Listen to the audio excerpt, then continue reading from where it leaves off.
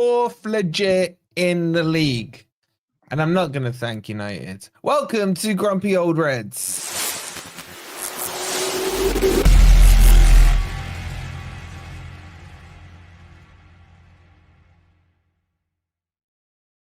Good morning, good evening, or good night. Hope you guys are doing well. And welcome to, it's not really grumpy, it's Happy Old Reds. Happy Old Reds. Hope you guys are doing well. I've lost my voice, so you lot are going to have to do most of the talking, mate. I mean, Forest win against Villa dramatically. My under 14s won 10-3 against second in the league, thanks to my tactical genius. And yeah, I can't be happy that Man U won. I'm sorry. I know I'm not. No, it's put a dampener on my weekend. Oh, oh my God, man. The message. Anyway, we're here for the Forest. We're here for the Forest. Guys, don't forget to look at this message. Shout out to Jay the Legend. You're not paying your heating bills. I'm in a t-shirt, mate. It's not changed since yesterday. Yeah, we're men, me and Anna are men, not like, I mean, Rob, you look like you're in the Alps. Well, it's not we're men. We're not tight with our heating. That's what it is. And what's this hat? Tell them what this hat is. That is Rob's lucky hat, and it's a beauty. This was bought from the. It's not that nice. Oh, come on! This was bought from the shop, the official £30 for a hat. Oh no, we got a discount. We got 10% discount. We got discount. FFTV discount. Did Crypto just have a hat like this? This hat is available in the shop, and it's got a 100% victory record now. Mate, if it's a lucky hat, taking it off since. Don't worry about it. All right, all right, you look sharp. Just before we start, congratulations on the double anniversary. Lemmy with the 2-year anniversary. Thank you so much. Anytime we hear from him. Yeah, it's nice to hear from you, mate. And Matt as well with a 2-year anniversary. Thank you so much. Right, before we start, this Grumpy Old Reds is going to be different, right? This is PG tonight. So if you got the kids, you don't need to cover their ears. You don't need to put any freaking earmuffs on them or anything like that. You're good to go. Ant's not doing any interrupting tonight. Hang on, I'm just going to interrupt you there. You've spoiled the surprise.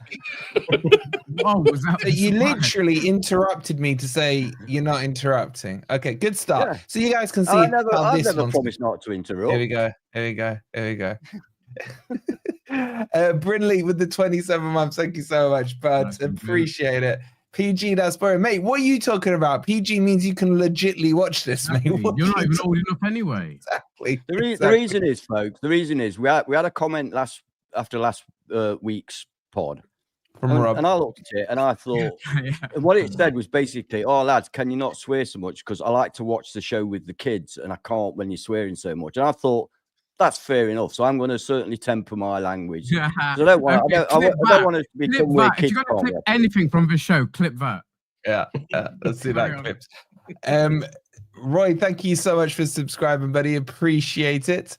And don't forget, our new Twitter is linked in the chat, so make sure you're following that at YouTube FFTV. Yeah, you do one, Jay. I was about to say, no, I'm not gonna. I nearly broke it. AH3 with the 7 months. Thank you so much, bud. All right, let's jump into this. There's a lot to dissect from the game yesterday, as we know. Forest of top. No, that's a couple of weeks away. Apologies, but look, it was an interesting game, boys. I thought first half was dull as dishwater, but when they scored, suddenly the beast awoke, man, and it was absolutely crazy. It was at the game yesterday, you lot. There's two of them, three of them. Three. Go on, Crypto, kick us off, mate. What was your general overview of the game? Yeah, I mean, the first 65, 70 minutes were pretty boring, to be honest. Although I did think I don't know what the possession stats were. It's probably going to go totally against what I'm about to say, but it looked to me like we were almost dominating possession in the first half, which we don't often see. So that was interesting. But yeah, it was a boring game. To be honest, I wasn't too happy with the lineup when I saw it. For me, I thought, why don't you go with the team that beat Man United? But at the end of the day, you've got to give it to Nuno again. He got it right. His subs were fantastic. And and it's proof in the pudding that Elanga is basically a super sub.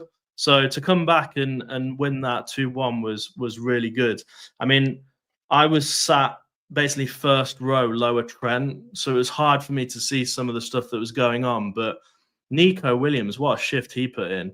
I thought he was brilliant yesterday as well. And he was kind of the player who was easiest to see from where I was sat. Look, it was fantastic. This is a new type of Forest team now who believe in themselves. That go back a few years and we would have lost that game maybe 2-0. But it was just brilliant. And we'll talk about it later, but there's some standout performances as well. Well, can we address? I'll ask you guys. Can we address the boring thing? Me and Anna, we had a quick chat earlier on, and although it was boring, tactically, would you say it was spot on for what Nuno wanted us? Yeah, that first half, absolutely. Yeah.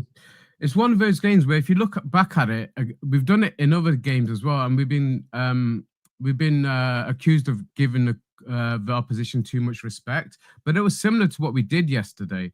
And the lineup initially, it looked misshapen, but the reason for it was most of their attacks came down their left-hand side, and we needed that cover certainly in the first half with Nico Dominguez coming across, which obviously negated his ability to go forward and be an influence that side. But touching on what Crypto said, that allowed us to focus our attacks down our left-hand side. And I thought Nico and Hudson-Odoi actually linked really well yesterday. But Nico Williams put in a real shift yesterday. I thought he was one of the standout. But there was a lot of standout performances yesterday, and hopefully we'll give all of them their dues. But yeah, touching on that first half, that was something that in other games we would say we're giving the opposition too much respect, but he had to kind of size out. And I think it does suit us away from home. You see that at home games. So when you're watching it as a fan, I think the Forest fans actually, as the seasons progress, and we'll talk about, the differences between us at home and away, but in terms of the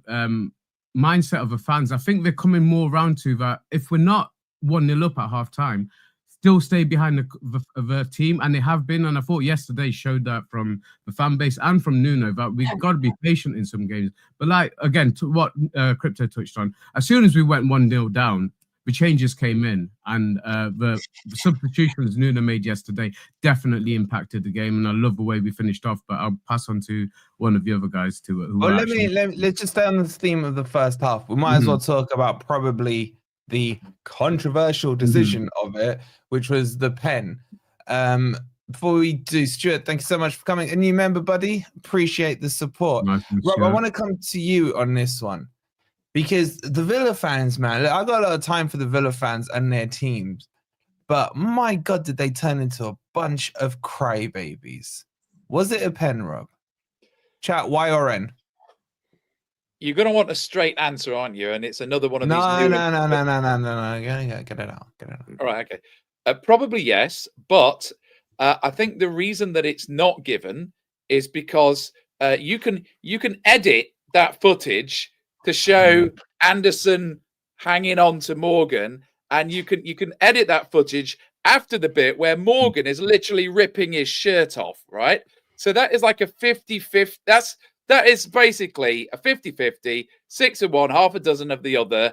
And basically, if you're going to give the foul by Anderson, you should also give the foul by Morgan immediately before it, right? So, and the fact that one of them took place in the box doesn't make it any different, right? So, did Anderson foul Morgan in the box? Yes. Immediately after he was fouled by Morgan, which wasn't picked up by the ref. So, correct. How far do you go back, isn't it? It's a question of how far do you go back? Because if you go back far enough, the initial foul was on Anderson, and he's retaliated. But then also, if you look at Morgan's foot, he's tripped it over himself as well. So it's one of those things when as soon as they feel a touch, whether it's their own foot or somebody else's foot, they'll go down. And he kind of like made himself fall over in that sense. But yeah, how far do you go back with that foul? Because the initial foul was definitely on Anderson. If there was an open goal, he would have definitely been able to carry on running, right? So he's taken the opportunity to fall down. And with penalties now, the level of test I put on it is Was that any worse than the 3 that we didn't get at Everton? I don't think so. Well, Okay, well, and if that was against us, would you be kicking off? Of Let me course. twist the tables. Of course. Look, it was a penalty. But there are a few caveats I've got on that. I think if the penalty had been given, I honestly believe that when VAR looked at it, they would have said no because Anderson was fouled first.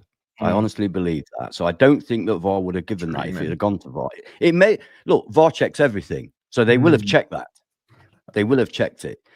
But yes, it was a foul in the fact that if you ignore the fact that Anderson was fouled first, and it started outside the box, but that I'm afraid that the law is that if it carries on into the box, then you give a penalty. That's the law. Question to you then. So if you think if it was given and then VAR, do you think VAR would overrule that? If a referee had given it on the pitch, do you think VAR would? Okay, let me rephrase that. Well, yes, because it's a different incident, Ez. It's a different. You know what I mean? But then, as a penalty, like I say, I believe that. Well, it was a penalty. He pulled him back.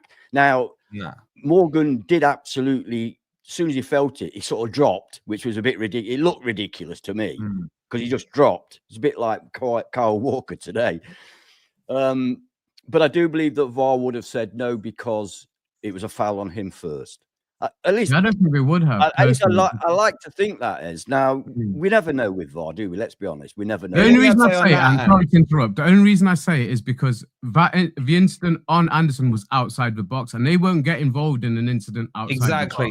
Exactly. No, but overturned it. They do with a goal. They do with a goal. They do. It wasn't a goal. But it wasn't a goal. No, I don't think in that situation it would. Yeah, maybe with the goal. You might be right. You might be right. In my new nice guy thing, I'm going to agree. I'm going to say. I like it. You've been too nice, man. Let's break it. Can I interrupt my right honourable? Oh, is this how we interrupt now? We politely ask if we can interrupt. Say no, you can't. No, you're not allowed to say that. That doesn't happen in the House of Commons. Thank you for giving way, Lib Dem MP. Yeah, thank you for giving way. Right honourable friend. Right honourable friend. Yeah. I just want to say to the opposition leader of the House that I was sat about 5 meters away from that incident, and everyone around me went mental when Rodgers was pulling Anderson's shirt. Yeah. And I've seen a lot of videos on Twitter of Aston Villa fans cutting the context of what happened before, like some people cut the context of FFF TV before what happens before. FFF, and it's flipping Forest fan TV. He definitely puts the F in FFF TV. F after yesterday's win. Look, there was a foul on Anderson. There's loads of video out there showing what Anderson did to Rodgers, but what Rodgers did to Anderson first is grab his shirt by the neck, pull him. It should have been a foul there. So yes, if it was a unique situation, I think it would have been a penalty. But based on what happened before, it should have actually been a free kick to Forest. I think we'll agree. I'll tell you what, I'll be fair. I'll give a shout out to that Rodgers guy because I thought he was a really good player. We didn't see his end product, but he looked really good. Yeah, well, he dove. I'm sorry, he dove. How can his legs collapse when his arm's being pulled? Point of order. Point of order. We're not Americans. It's not dove. It's dived. Yeah, I was going to say that's not a word, is it? Yeah, no, it's an American. It's what the Americans say. Well, we have a multi-country, multi-continental viewership, so I like to make sure everyone can understand it. Have I got to learn Japanese then? Oh, bloody SSK's doing an ant, man! Really? Yeah, definitely dived. All right. You can swear in Japanese, and you can get away with it, mate. So there's a poll out there. I can't swear. Will Ant swear on the show? 90%. 90% think he will. 10% think he won't. I'm a man of iron will. I've got an iron will. So far, he's holding out. We're just going to try and trigger him. All right, let's catch up on a couple of super chats, boys. Matt D with the 499 says Villa and Man U results. Oh my god, my voice is gone. / performances remind me of our promotion season as the team started to believe. Chest puffed out, pressing for a win. proud Reds. Thank you so much for the $4.99. It is feeling a little bit like we're just charging up this table promotion style. Thank you so much, buddy. The lovely Jess is in the house, the £2. She says, evening, gents. Evening, Jess. Hope you're well. Was your boy's goal offside? We'll come on to that in a minute. Thank you so much for the £2. And Legend Stuart with the £2. Thank you so much, Stuart. Appreciate it. Make sure you guys are hearting those. Make sure you've hit the like button if you haven't already as well. Okay, I just want to touch on the lineup before we kind of jump into the goals and everything. And what was your reaction down the ground when you saw the lineup? Were you happy with it? I couldn't quite make out if it was a 4-2-3-1 or if he's going 4-3-2-1. Yeah, I was surprised with it, and my concern that bore fruit during the game was we had no attacking intention on the right hand side. I mean, there was just nothing. Dominguez is not a right winger. It's unfair to expect him to do that job. So I know what Nuno was doing. He was packing the defense because he wanted to pretty much do what we try to do in the main away from home, and that's just keep it 0-0, keep it quiet. If we get a break and score, fantastic. We're always capable of doing that. But in the main, just make sure you keep it tight, and then last 20 minutes, on we go, and let's go for it. Also, I think it would have been in Nuno's mind as well that they played on, was it Thursday? Wednesday? Wednesday. Yeah, on Wednesday. They played away at Leipzig. So there was always the potential for them to tire late on, which I do believe they did tire late on. I mean, that last 10, 15 minutes, although we were playing really well, they were not closing us down like they had been previously. So I think that was Nuno's tactic, was to keep it quiet, which we did, and then bring it all out on in the last 20 minutes. So in that respect, Nuno got it right. But it did mean we had no right-hand side.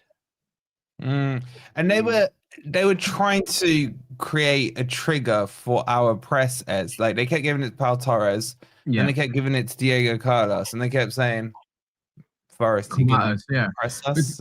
Well, yeah, and that was very obvious. And I think you got to kind of commend the discipline in that situation, because it's quite easy to then go rushing in and then you've left a gap behind you which is what they're looking for, you know. So I think it was a disciplined but tedious first half to watch, but that second half it really did kick off. But tactically, I think looking at the lineup, and I think you mentioned it as well, it looked a little bit lopsided, but that is how it played out. We did not attack at all down that right hand side.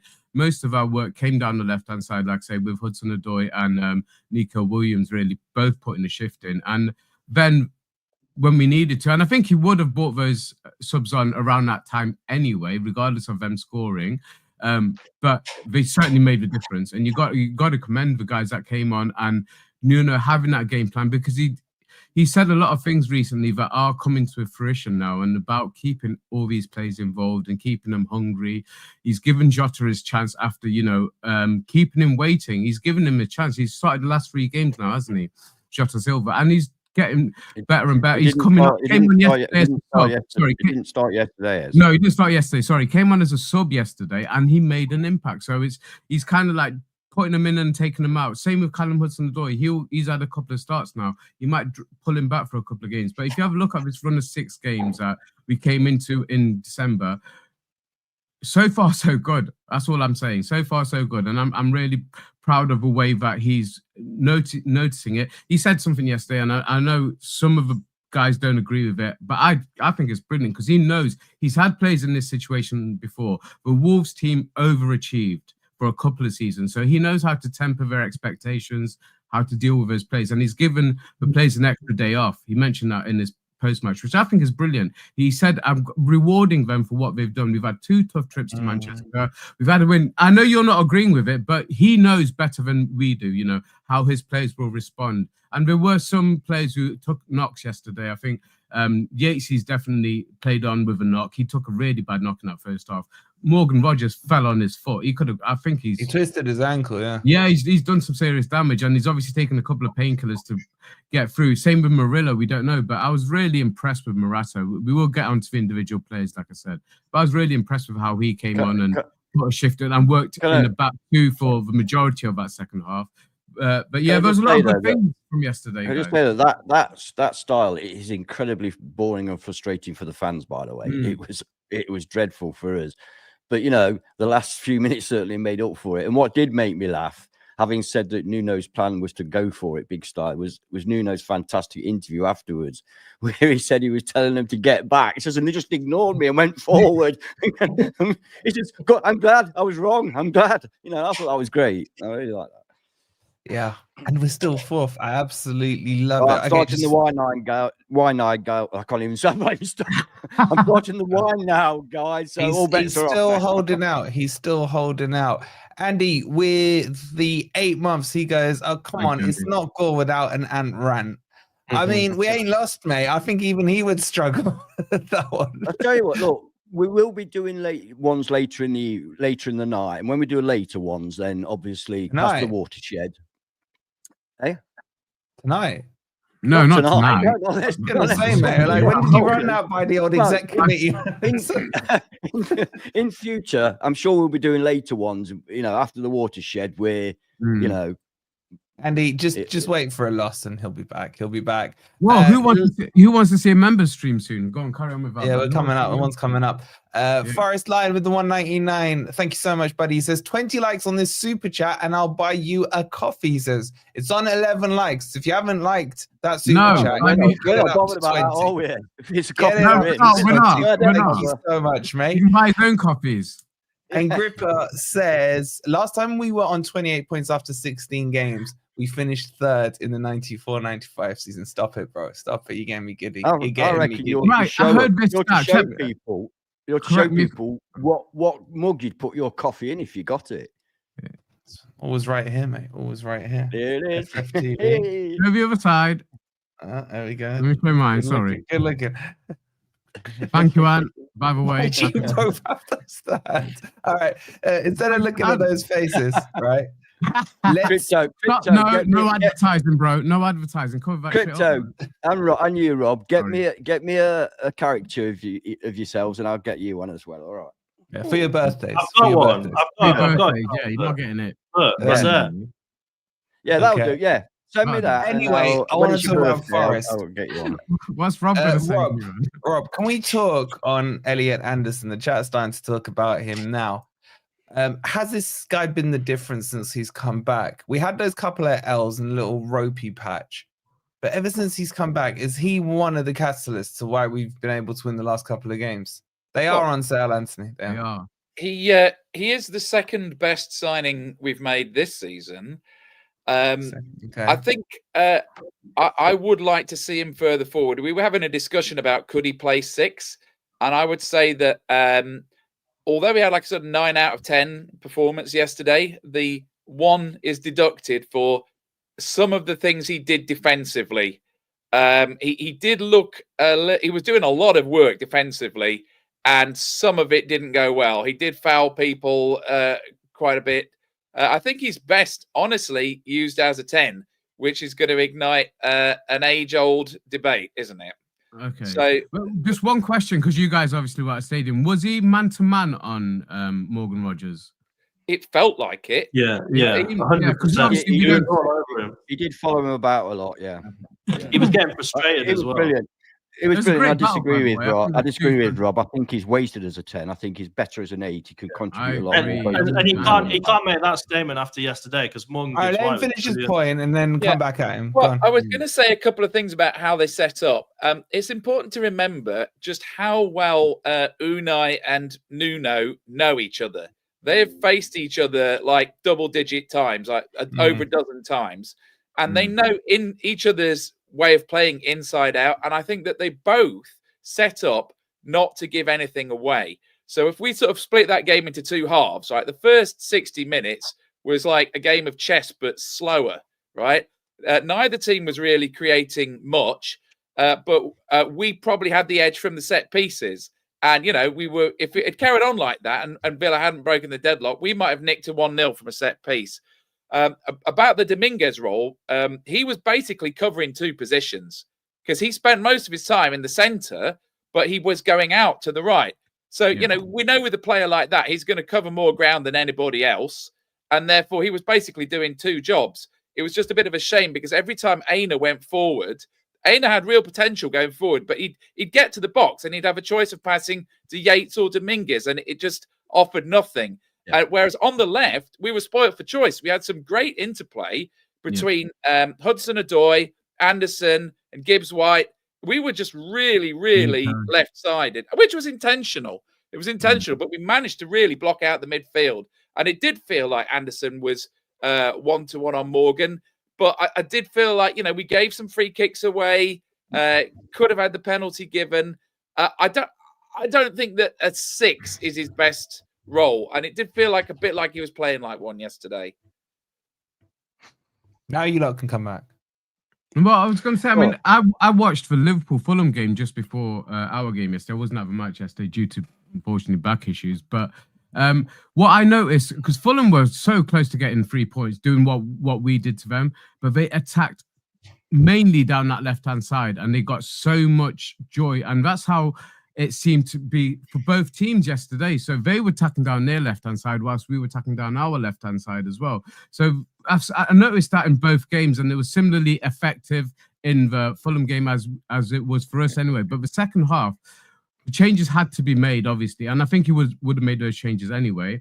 The teams were, in a way, cancelling each other out in the first half, and I do take on Rob's point, because I think Nuno said that his first professional management game was against Unai, and his last game before he left his club at the time, I can't remember which club it was, but was against Unai as well. So we do know each other well, and they did kind of cancel each other out. But Emery said he was happy with them until obviously that 70-minute mark, and his review of it was that Forest were just stronger, and we were stronger finishing off. Now, whether that's to do with them playing midweek. So it was an argument I saw on another podcast recently, but they were saying, you know, Villa after the midweek Champions League, they don't tend to do well. But that was towards the end of that initial campaign. So the first few games were fine. They were winning their weekend games. So it was more towards the end of it. Now I'm seeing that obviously we're in a period of a season where they've played Champions League. I don't know how well they've done in the League Cup, but they would have had cup games as well. Their players are probably more tired than ours. And like Ant mentioned, that last 20 minutes really showed it.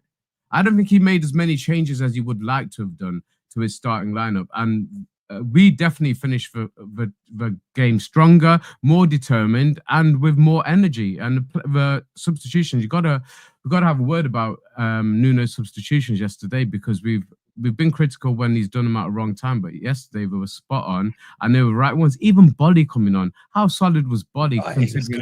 When's the last time he's played for us? How solid was he yesterday? Did he play against Newcastle in the Cup? I think he did, didn't he? With Obama. Yeah. He didn't play in that game. Yeah, but I mean, league game. When's the last time he played in the league for us? Wasn't this? Can I say though that although, like I said earlier on, they seem to tie in the last 20 minutes. There's no excuse for that. I'm not giving them any excuse for that. That's their lookout. Their problem. You know, we've got big squads. They're professional footballers who train every day. If they can't play a midweek game, fuck. Hey, there we go. That's does that count? Well, yeah, of course it counts. Of course it counts. No, the CK didn't come out. And what I meant to say was flipping heck. Back in the day, 68 games of the season. We need a poll. 68 games. Who cares what you got to say, and all we want to know is, did that count or not? 100% that counts. Of course it counts. That wasn't a full one. That wasn't a full one. But can I just pick on a few points? I think yesterday and that tiredness, Nuno will have known that, and that's exactly why Ant's boy Elanga was the perfect super sub yesterday, because Nuno will have known that they would have been tiring after 70 minutes, and Elanga was the perfect player to bring on and run at them. I just want to pick on a point that Rob said.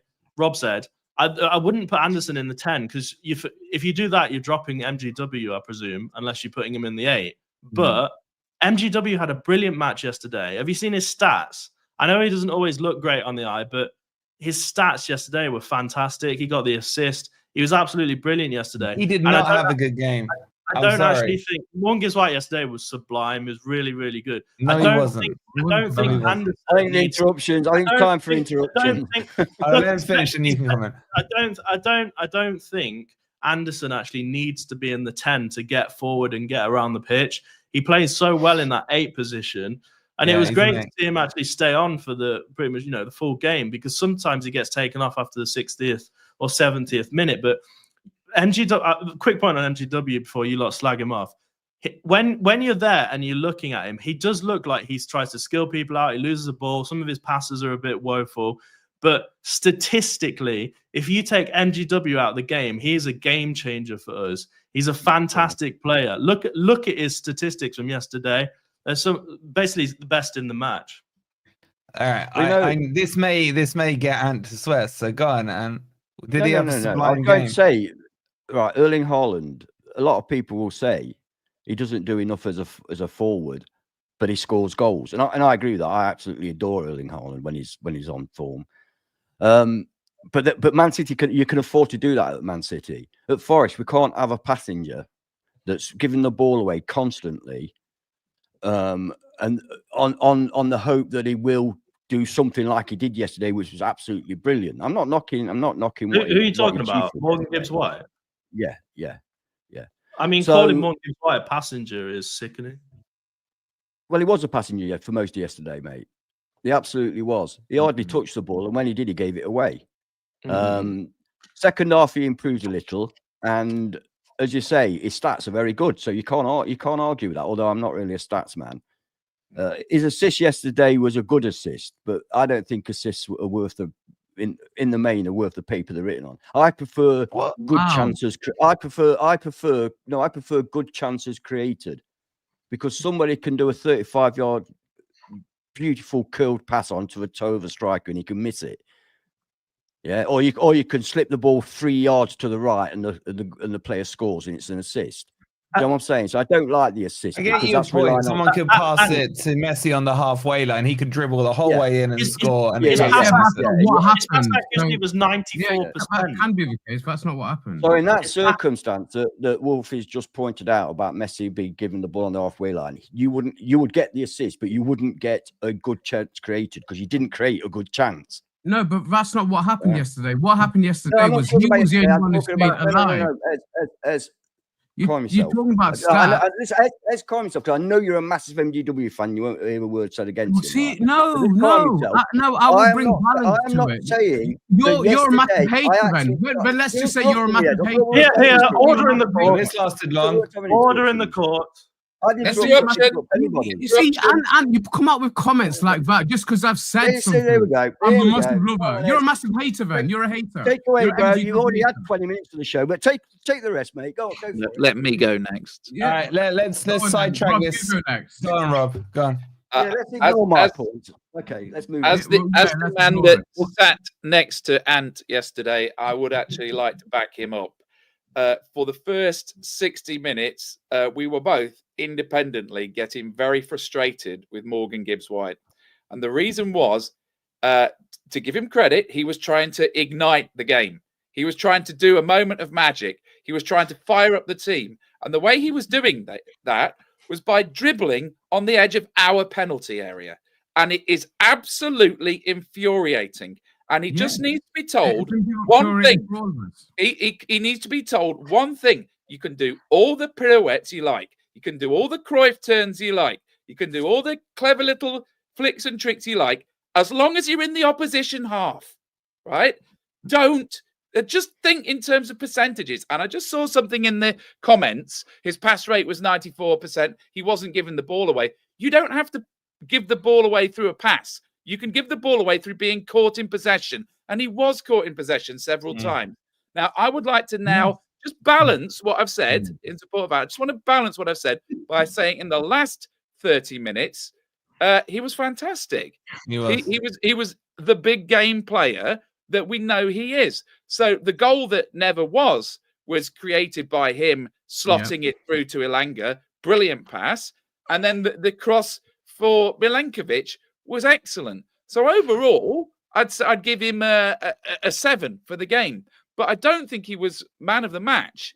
I hate to say it. No one said he was man of the match. Did he get it at the ground? Did he get it at the ground? Man of the match at the ground. That's from sponsors, though, isn't it? He got man of the match at the ground. If you listen to the likes of Robbie Musto and people like that, he actually said He had a magnificent, fantastic game. What a player. He was on the highlights. On the highlights. This is the issue. People that have only seen the highlights think he was brilliant, right? People that watched the full 90 minutes might have formed a different impression because people around were groaning and cursing when he was losing the ball. And like I say, I don't mind him trying to ignite the game. Just do it in the opposition half, because then the consequences of losing it are not so grave. And particularly when you've got a game that's as tight as that, where both teams are nullifying each other, one stupid slip up, you give the ball away in a dangerous position, you can get punished by a team like Villa. So that's and just to add to your point, Rob, I can tell you now from the TV and from everyone watching, all the chat yesterday, I've got the receipts and names at halftime was saying sling him at halftime. He's had a shocker. But he did. By the way, I've said this before, 7 means you had a decent game. People think that if you don't give somebody a 10, you're saying they're rubbish. He got an 8 on Sofa. He got an 8 on Sofa. When I gave someone a 6 yesterday and they came at me. The problem is, Ant and Rob have always had an agenda against Morgan Gibbs-White. They can't give an opinion on him without their agenda coming through. But anyway, but in that final third of the game, in the final third of that game, he was very influential. He was very influential. All I was saying is, you were saying about that assist not meaning anything, but that assist meant something. No. Yeah, otherwise, I've got to come back on that because he's saying I said something I didn't say. I didn't say it don't mean anything. What I said is I prefer the stat of creating good chances, because an assist can be not in yesterday. I said it was a good assist yesterday. I did say that, but can be. You give Stan Collymore the ball, a 2-yard pass on his own penalty spot. He beats 9 men and scores, and you get an assist for that. Well, that's stupid. Yeah, but I'm saying that's not what happened yesterday. What happened yesterday was he stayed alive. He kept a move alive. Yeah. Okay. So let's agree on that, then. What I'm saying in general, I don't like people just chucking stats at me because they don't always mean what they look like they mean. That's what I'm saying. Obviously, yesterday, we've got the eye test as well. We have the eye test. You have the stats. Both of them. You have to look at both of them. And you guys are obviously with them. We saw it as well. But when you see it in the analysis, when that move initially broke down, he was the only one who stayed awake. And he got himself in position.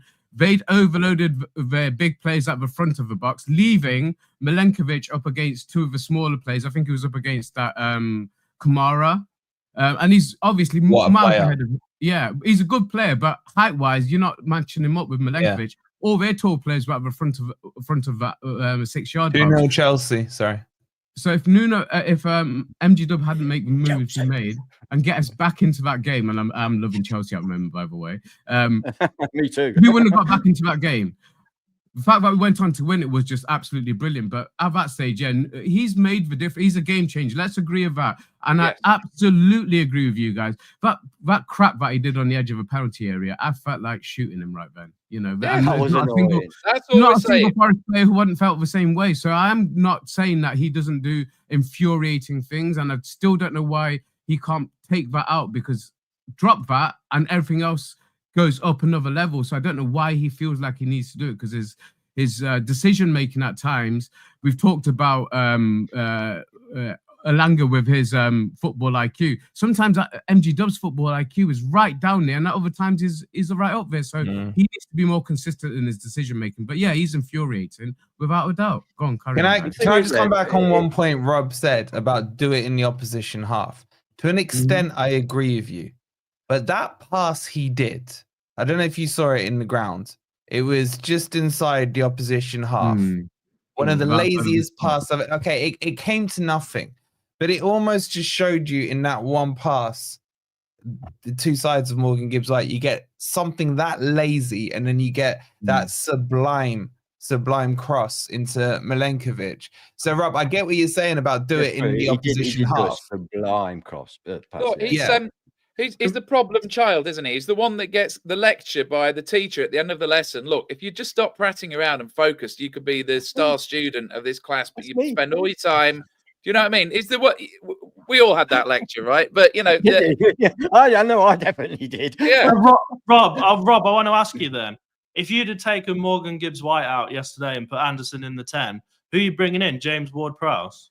Who are you bringing into Anderson? Ooh, good question. This is a long hypothetical. I wouldn't have made any change to what Nuno started there with. You go.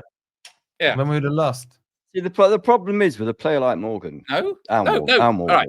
Hang on. At what stage is this hypothetical? At what stage would I have? You said that Anderson should be in the 10 and Morgan Gibbs-White should be on the bench. Right. Well, no. In future games, I think that's Anderson's best position. That's all I'm saying. There's a debate to be had. Morgan Gibbs-White play? We could play behind him. Just not on the edge of our penalty area, please. Well, what about what Curtis says here? Thank you for the $2, buddy. He says Morgan Gibbs-White to the right wing. No. That's what Cooper did. He did play out there yesterday. I agree with you. I'm too scarred by that phase when he did it under Cooper. Yeah. Would any of you guys? It's not a winger, is it? It's unfair on Morgan Gibbs-White. That He also did it at Sheffield. But it's not. Bearing in mind what we were saying, do you not think it would be nicer for Aina when he goes forward to have someone like Gibbs-White to pass to instead of a choice of Yates and Dominguez? Because about 3 or 4 times, Aina had this colossal space in front of him, and he's a great player, and he needs somebody to combine with. And he came forward and he got it to the edge of the box. And it's like, shall I pass to Yates or Dominguez? It's like neither of those is going to result in a goal. So if you were going to shuffle things around a little bit in the midfield, you could have done that. You could have put Gibbs-White in the Dominguez position. Yeah. We said that several times. It was glaring. It's like, there's only Yates to pass to. Yeah. We said it. And once Yates gets it, we know it. By the way, quick one. Yates had a good game, which shouldn't go unnoticed because I've slammed him recently, and I was saying he should be taken out because of his loss of form. And he had a good game. He had a very good game. I think that was his best game. I think that was his best game since whatsoever. But we don't expect that of him, do we? Yeah. Just for the £2, thank you, Jess. That was it. I gave Chris Wood a 6, and she and the rest. I mean, she stopped typing after I put a 6 on her. So thank you so much, Jess. We will talk about Chris Wood in a second. I want to get on to the goals, boys. Before I do, just a quick reminder: we got about 450, I think, in here. 161 likes. We should be 200. 200. We should be on 200 likes. Is that David Mitchell? Yeah, we should be on 250 likes. Please hit that like button if you haven't already. Shout out to Lefty who bought a mug. You lot were asking about these mugs. You can grab them. The link's pinned in the chat. I can get them cheaper for you. Get in touch with me. You're just going to go around shopping. I can get them cheaper and personalised. Get in touch with me. Get in touch with that. I'll share his direct number on here. You do that. Yeah. Can you imagine that? Was with the £2? He said, "Crypto, don't wind Ant up again." Ha ha ha. He's trying to get the F-bomb out of him. It's not happened yet. Okay. I want to talk about the goal, their goal first. I'm just going to go through it chronologically. Let's play the blame game. Shout out to Forest all over. Make sure you subscribe to them. This one is probably the toughest blame game I can find. I'm not sure who I blame. I think it's Murillo or Sells. Rob, you went on about Sells in the Forest Forum the other night. Well, are you going to put your Sells agenda goggles on and blame him? Or how did you see it? I haven't seen the angle straight down, so I'm hoping you lot in the Trenton saw it. So my prediction for the game was 1-1. Sells gets beaten by a screamer from Durán. So I wasn't far off. No, we won. We didn't draw, and he didn't shoot. It was a header. Yeah, but hardly a screamer. Well, no, it was a fantastic goal. It was. What a header! I think if you took all 20 Premier League goalkeepers and made them face that shot, maybe 1 or 2 would save it. I'm not going to pick on Sells for that. It was the speed of it, the power of it, and just like he's got. Mind you, having said that, his opposite number made a fantastic save at the other end. So we've seen we've seen some of the best and worst goalkeeping yesterday. In fact, that was really everything you need to know about Sells, because Sells couldn't have made that save that Martinez made, but at the same time, Miguel could have. Well, good question. I don't know. Sells made a very similar one against Liverpool. Very similar. Unauthorized interruption. Right. No. Okay. So, You saying Sells should have made that save? I'm going to defend him. Actually, I'm going to defend him. It is my opinion. It is my opinion. It is my opinion that Sells wouldn't have made that save that Martinez made, but at the same time, it's also my opinion that Sells would not have dropped the ball in the goal like Martinez did. So that is what you get from Sells. Yeah, you don't get the fantastic world-class saves, but you also don't get the dumbass dropping the ball in the goal. I think Sells has made several outstanding saves this season. Yeah. In fact, that tip over the bar he did yesterday was pretty damn fine, if you ask me. And I personally don't think any goalkeeper would have said it. It was like a bullet, that was. It was as hard as anybody could kick it. I was stunned by it. So that I don't think that Sells any responsibility whatsoever for that. It's entirely down to Murillo, in my opinion. I'm not criticizing Sells for that. Very few goalkeepers would have stopped that. It was extremely fast and extremely powerful, and there was I was shocked at how good it was. Yeah, how powerful it was. Well, would Miguel have saved it? No, we'll never know. Yeah, he would. Of course, he would have saved it. It went through the gap between his arm and his body. No, it didn't, man. He couldn't have got his great big arms up there in time. His arms would have been near the corner. As a lot of people have said, an extra few inches wouldn't have made it wouldn't have hurt. Yeah, so he might well have been. Well, no, I mean, how is he? How tall is he? 7 foot or something? An extra couple of inches might have just made the difference in terms of tipping that one over instead. I'm not commenting on reactions or shot stopping ability, but simply the size of Miguel. The reactions are quite important in a goalkeeper. Yeah, but I think you guys are all missing the point. Sells was at least 2 yards off his line. I think his position was incorrect. That's just 2 yards further back. He gets a split second more to react. I'm sorry. Yeah, but then you don't cover as much of your goal, then, do you? You don't cover as much of your goal, then, do you? If you're 2 yards back. But that was in the middle of the goal, Ant. It almost locked him. It doesn't matter. He doesn't know that before the header's made. You know, before the header's made, you don't know that. So if you stand on your line and he heads it into the corner dead slow and you can't get to it, you're going to get criticised for not narrowing the angle down. I promise. Most keepers now retreat when they set. Yes, they do. Anyway, it shouldn't have been an issue because Murillo should have gone and headed the fucking. Right. That's a fail. That is a fail. Swear box. How long has that taken? 47 minutes, 45 seconds. And it was an accident. It slipped out without me noticing. Can you confirm you heard that, please? Can we get confirmation? Is that a yellow card? Is that a yellow card? Do I get yellow for that? That's the yellow. That might be One red. Oh, God. In bin settings. God, he's on a tight leash now. He's on Yates, man. One away from a suspension here, and he just hasn't got that final one. In fact, it's upset me that much. I can't remember the point I was making. All right, let's move on and talk about the next incident. We've done the Warren one. Okay. We are on quick like check, still forfeit 190. 10 more likes, please. Come on, 10 more likes. 10 more likes. The chat is saying yes, it was one. In terms of the poll, blame game on the Villa goal. 69% of you are saying no one was a good goal. 20% have put it on Murillo, and 12% have put it on Sells. Well, that's why I was saying if we had come out and headed the ball, it wouldn't have been that problem, would they? No, he did come out and head the ball, but I don't know what he was trying to head. He lost the play. Behind him. And then dived in behind him. It was so weird. It was so weird. Yeah. Okay. Yeah. I want to talk about the next one, and I think this was more controversial than the penalty. Was Elanga offside?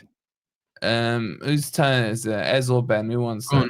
I'll jump in. No, it wasn't. And the fact that it's taken them so long again to figure out, we were looking at totally the wrong player. I was looking at Douglas Carlos, I think, in the middle, thinking he was the one keeping him on side, but it was actually the player level with, I think he was level with Elanga. And when it comes down to an armpit, you know, the game's gone, mate. The game's gone. Because if you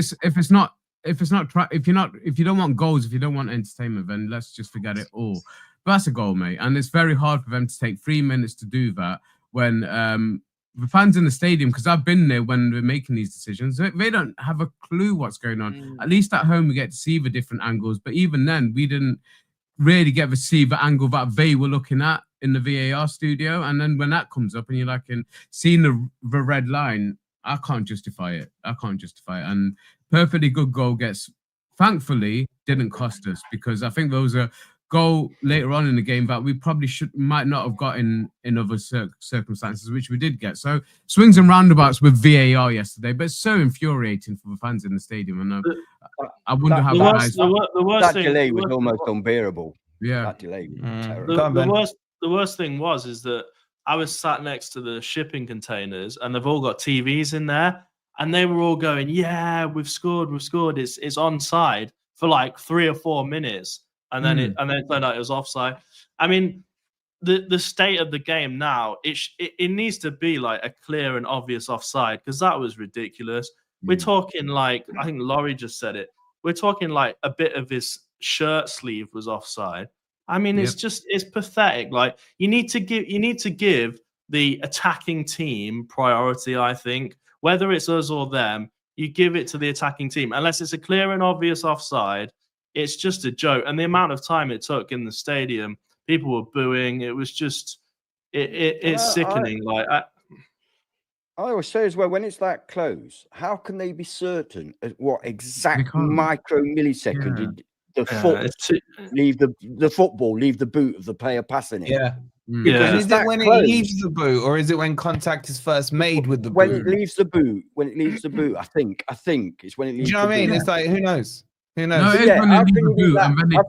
have they got cameras exactly that close in that they can see that literally the millimeter? No, they haven't. So why are you down millimeters?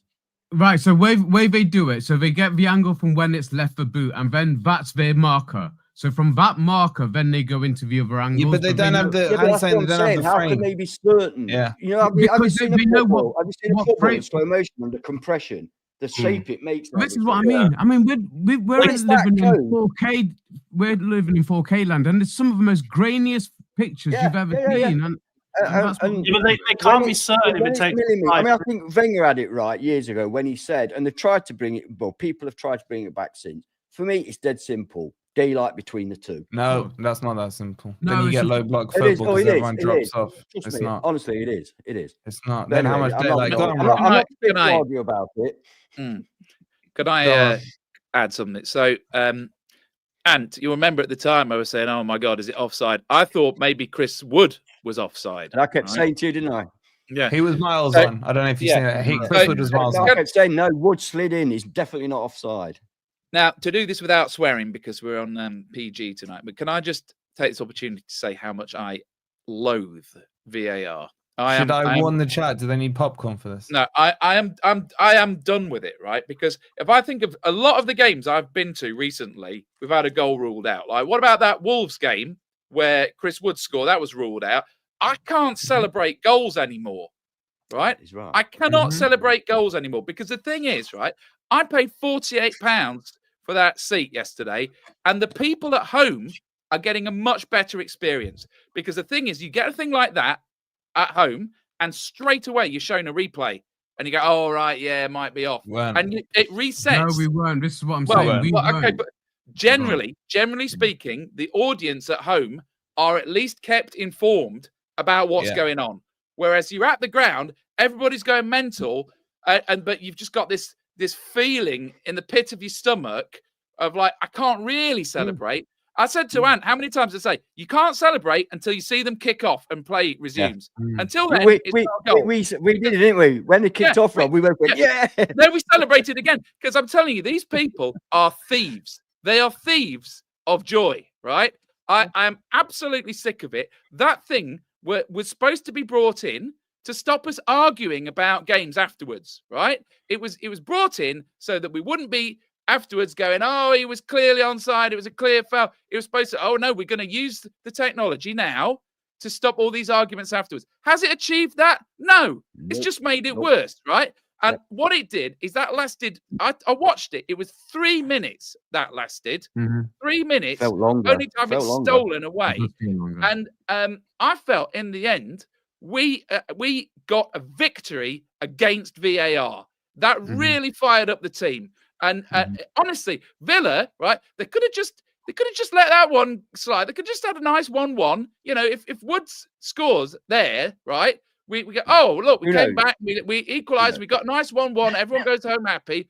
But we were so pissed off about that VAR rubbish, right? Not swearing. We were so annoyed about that. I honestly think that's what made the difference.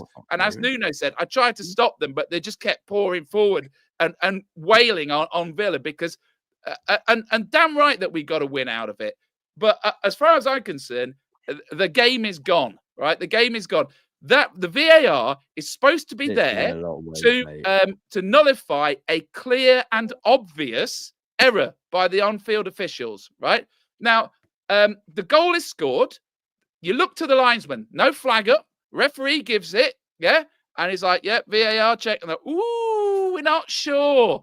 It depends where you draw the line. It depends where you freeze the frame." And it's like, if it's that freaking ambiguous that it takes you 3 minutes to look at it, that's not a clear and obvious error, right? So it's just making it so you can't celebrate goals anymore. And I hate to say it, but the 2 goals that came after it, I didn't want to celebrate either because, you know, the view we had in the Trent end, we were high up looking down. I saw the ball basically get bundled in and, you know, Martinez sort of fumbled it in. My immediate thought was, oh, he's been fouled. It's going to be ruled out. Yeah. And then with that second one where Anderson robbed the ball off Cash and squared it to Elanga and Elanga slotted it in, everybody's going crazy. But I'm thinking like, it's going to be ruled out. It's going to be ruled out because of Anderson. And like both were given, but at no time was I really celebrating because I had this little feeling in the pit of my stomach. The thieves are going to take it away again. And that's how I felt about it. He did refuse to celebrate. But can I just tell people? Did he actually refuse? I'm not celebrating. No, I said I will celebrate when they kick off again. Didn't I? But can I just remind people that the reason that offside was brought in was literally to prevent goal hanging, because in the early days of football, you used to get players that used to just go and literally stand near the goal line waiting for somebody to oof the ball up to them. And they wanted to stop that because they wanted to have more football being played. That was the reason it was brought in, to stop goal hanging, to deny goals by that much. That's not why it was brought in. Okay, I'm going to say, I somewhat disagree. Go on. One last point before you bring. So you're saying about didn't know when to celebrate. It was the same for us at home. Do you know what I realized? The only time you can celebrate is when the stadium announcer announces it, because they can't announce it until they've been given the all clear. So that was the only time I was celebrating. So just think of that going forward. But same for you guys. It was the same. Stadium announcement gave a goal to Wood. He gave a goal to Wood. Did he announce that? The goal I didn't hear that one. I didn't hear that one. Maybe honestly, they're thieves. They're thieves. Rob, you do realise that you swore during that? You did to address that. Said piss. Piss. Don't say it again. Jesus Christ, guys. There's a minute and a half. Blasphemy. Blasphemy. I get what you're saying. My only disagreement with it, VAR's not the issue. It's the damn officiating.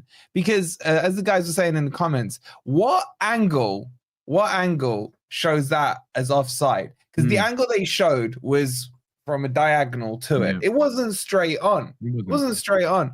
When you look at it straight on, to me, he looked onside. Offside is binary. You're either on or off. His sleeve is on or off. It doesn't matter. You're off, you're off. That's the rule. At least that's not subjective, yeah? But I don't trust them to freeze frame the frame at the right point. Yeah. And this whole air thing doesn't work, because the next debate will be, well, how much air was there? How are you going to define air? What if you got a player blocking the angle to the air and all this stuff? But anyway, let's move on from VAR. And by the way, Forest had a chance to vote it out and they didn't, only Wolves did. So that's another thing. Jess, with the £20, thank you so much, Jess. That's so generous of you. Wood deserved that goal yesterday. He did not, Jess. He didn't do anything in the game. I agree with Jess. I think he did deserve it because he put himself in the right place at the right time to get us what could have been an equalising goal. So he fully deserved it. Well, I'm just saying his performance wasn't. Notice why he didn't score yesterday. Is that not a jinx? Yeah. By the way, everyone like just go and give crypto abuse on Twitter. Yeah, because he is now bought. abuse, please. Because we're all happy clappy right now, but just to let you know, Crypto's just bought a wood shirt, hence why he didn't score. I bought And a on Milenkovic top of that, he said he's bought a Milenkovic top now. Can we ban Crypto from the club shop, please? It's end of season now.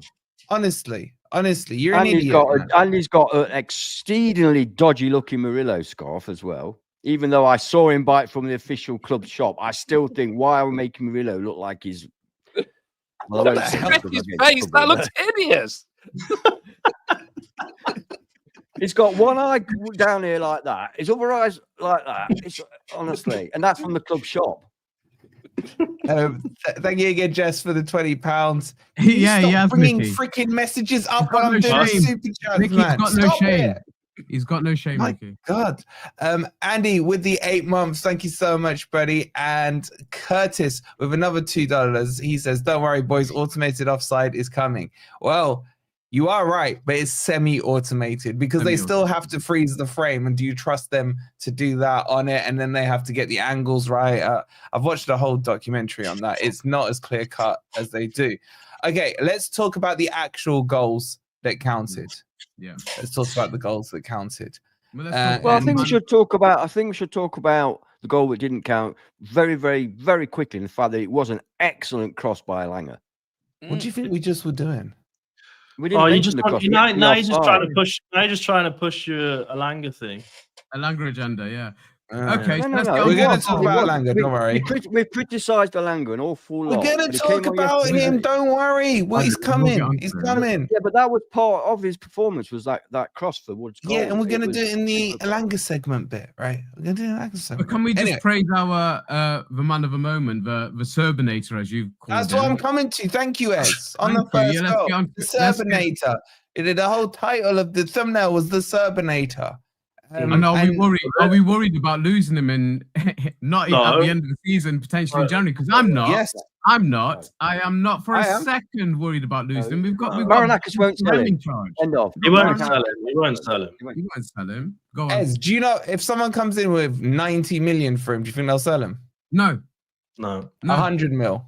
No. Were you talking okay, 200 billion millionaires. Yeah, let's just throw some numbers out there.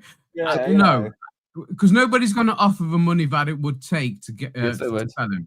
They're not going to offer it, and there's no way Mr. M's selling it because, like, I think Rob alluded to signing of the season. Not only is he the signing of the season, he's made other players better. He's made us play better. Stop ruining it, and he's without doubt, I think, the biggest piece of that jigsaw that we needed, and without doubt. Defending set pieces, attacking set pieces, he's made us a real threat in both. He's made us solid in one box and made us a threat in the other. So, without doubt, for me, hands down, the signing of the season. But no, I've got no fear of him going anywhere else. All right, let me ask the chat this, right? How much is Milenkovic worth? Don't be like, 200 billion, right? Seriously, what do you think it would take for someone to buy Milenkovic, either in the winter or in the summer transfer window? And 85% did say he was the best signing of the summer. And don't forget, I told you guys at the end of the transfer window, he was going to be our best signing. Just saying, nothing I'm right about. You all said that, bro. And I did say there's no way Mr. Marinakis would sell him in the winter. I can't promise for the summer because, as you say, if some teams will come in for him. So, breaking news. Ant's promised not the winter, but maybe the summer. We're in the Champions League, bro. We're in the Champions League. No. If we're in the Champions League, that could change things. I agree. Rob, how much do you value him at? Well, don't say priceless. Don't give me Laurie's response on Twitter. Who's buying him? Is my question. Who's buying him? A team that isn't Forest. Well, no, because football team. I think Man United would like him, but they've only got threatened Satan, so it's not going to be them. Why would he go there? Yeah, I can't imagine the scenario. If you say. Just name a club, and say Liverpool. That's the one place I can see him going. Chelsea, Bayern Munich, PSG. Right. Okay. Yeah. Liverpool, Man City, or Chelsea. Well, I mean, they'd have to because he's 27, right? He's not past it. He's at his peak, right? So yeah, he should be getting like 70 to 80 million at least. Yeah, at least because you see the money that Man United have thrown on utter junk in their team, right? And you know that he's quality. He's proven, as we say, because like Man United have thrown money at junk from other leagues, and it's not performed in the Premier League. Yeah, that is comment of the night. I think Wolves might be after him as well because they're struggling in defence. What a comment! What It's are you funny, saying now? Go on, sorry, go on. Just give me a valuation. Hang around the houses. Ben, what's your valuation of Milenkovic? It comes. Well, realistically, I'd say 65 million-ish. Okay. And it's very difficult to he's our player, but I would say 70 million. I wouldn't accept 70 million if it was offered for me. Yeah. I don't mean for, you know what I'm saying. If it was offered to you directly, I know the way that sounded. Would you sell me off this pod for 70 million then, Ben? I thought you had I could buy that. I could buy that nice caravan and horse you've brought.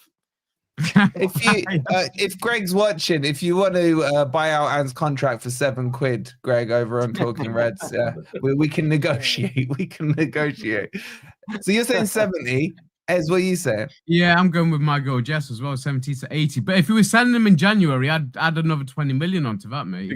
Forget January. Yeah, they won't. We can't do them in January. We can't. No, we can't. We're going to get Champions League football. There's no need. But is it too much to say he's the complete centre back? Because that's now, not only is he solid at the back, right? But he's also added goals now, back-to-back goals. You're nodding away, Rob. I mean, I honestly think he's important goals at least top 3 in the Premier League. Yeah. Oh, yeah, without a doubt. Important goals. But not only that, if you look over the past couple of games, he seems to have a sort of a good brain on him because he seems to sort of step in and make a lot of interceptions as well. I think he's made some really good interceptions and just playing a simple pass, turning defense into attack. So he's not bad with the ball at his feet as well. So, but the weird thing is, I don't think that we would look. Having Murillo helps us to keep Milenkovic, and having Milenkovic helps us to keep Murillo. And I don't think either would like the other to be sold. If you remember what happened with Kevin Campbell and Pierre Van Hooijdonk, like we thought, oh well, we'll just sell Campbell because we've still got Van Hooijdonk, and Van Hooijdonk went on strike. It's like, what the hell did you sell him for? We were a partnership, so I think that one helps you keep the other. I don't think that you. I don't know. I saw Morata yesterday. I don't believe that. Oh no, Morata's class. He's class, but Murillo has already said in an interview that he's willing to go to a so-called big club. I know he kind of retracted what he said, but I think Murillo would go. I honestly think Murillo will go. I don't know if you follow Murillo on Instagram, but he is in London pretty much every weekend. Yeah, Murillo's gone. I reckon he wants to move to a London club. And you said Murillo was gone about 8 or 9 months ago, and he's played. I said he's gone. Yeah, you said he wasn't the future of that. What I mean is, he will go to a what people perceive as a bigger club. Yeah. He will. I've said this. I don't think we can have the same conversation about Milenkovic as we can with Murillo. I think Murillo will go at some stage. But I was confident looking at Morata with Milenkovic yesterday in that second half. They looked solid. And then you added Bolly to it. He still got Bamadelli, who's not had a sniff this season. And I thought he was very good. Crap. He's not crap. I think he needs a loan. I think he needs a loan. The thing Milenkovic has got that Murillo doesn't is he's absolutely fantastic in the air, and he is a leader. If you see him bossing around that pitch, going in at Yates, he goes in at Yates a lot, and Yates is the captain. He's literally, when the corners come in and the set pieces, Milenkovic is standing there screaming at everyone, setting them up. It's not the keeper. It should be Sells doing it, but it's not. It's Milenkovic. You're right there, Crypto. You're right there. You know what else as well? It's not just having the 6'5" defender. He's organising the other ones. Yeah. He's basically the captain for me. He looks on the pitch. He looks and speaks like the captain. Definitely comes across. Whilst I've said for quite some time that Murillo will go, I do think we have a chance, providing we're doing all right. If we can get into Europe, especially, I think we stand a far better chance of keeping Milenkovic, because he was at Fiorentina for a long time. I'm sure there must have been other clubs that would have looked at him, And I think that if Forest can do well, I think that he's not necessarily looking as Murillo is to a Real Madrid or a Man City or whatever. I think he could possibly, we don't know his full intentions, but he could be actually happy to stay at Forest as long as we're doing all right. He did 7 years at Fiorentina, didn't he? Yeah. So, he's not one of them that at 22 wants to go there and at 24 wants to go there. Yeah. And evidently it was quite a wrench for him to leave Fiorentina as well, I understand. So, but his aim was to come to the Premier League, and I think he likes the fact that we're kind of underdogs. I think he likes that tag, and I think he's really come on over the last few weeks. And I agree with the lads. On the pitch, he's definitely the captain. There's no doubt about it. He doesn't need an armband to show you that. You see him organising the defence, and he's definitely the one that they look to, without a doubt. All right, let me ask you boys this question. Shut up, Nicky.